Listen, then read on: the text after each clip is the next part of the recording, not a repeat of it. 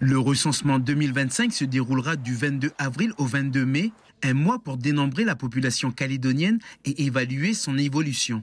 Pour y arriver, les 800 agents recenseurs sélectionnés sur environ 1500 candidatures sont formés tant sur la théorie que sur le terrain par l'ISEE, l'Institut de la statistique et des études économiques de la Nouvelle-Calédonie. Objectif, repérer l'ensemble des résidences du pays pour faciliter la collecte d'informations.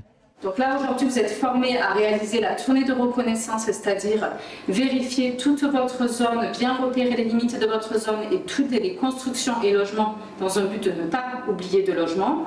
Munis de ce chasuble marqué recensement de la population, d'une carte officielle, Christelle et les 799 autres recenseurs apprennent à identifier correctement les logements.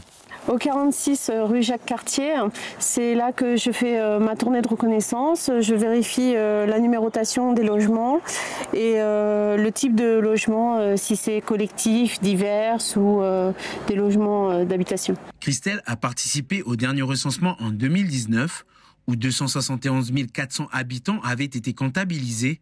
Elle le sait, la reconnaissance des 200 à maximum 250 logements durant une semaine est un travail préparatoire essentiel au bon déroulement de la collecte d'informations.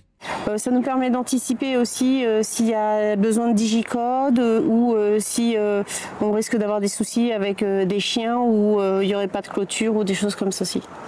La méthode de reconnaissance est effectuée sous les yeux de Pauline. Elle fait partie des 5 superviseurs venus de France pour renforcer les 12 statisticiens de l'ISEE-NC. 17 superviseurs qui encadrent les 77 contrôleurs des 800 agents. L'objectif de la tournée de reconnaissance, donc effectivement la phase préparatoire qui se fait avant le 22 avril, c'est pour repérer toutes les difficultés et avoir une bonne connaissance des logements à recenser. Parce que pendant 4 semaines, c'est assez court. L'agent recenseur n'a pas le temps nécessaire pour s'affranchir à des difficultés de repérage de nouvelles constructions, des destructions de constructions, repérer le nombre de logements également à recenser. Donc en fait, c'est une phase préparatoire pour bien connaître le secteur qu'il aura à recenser.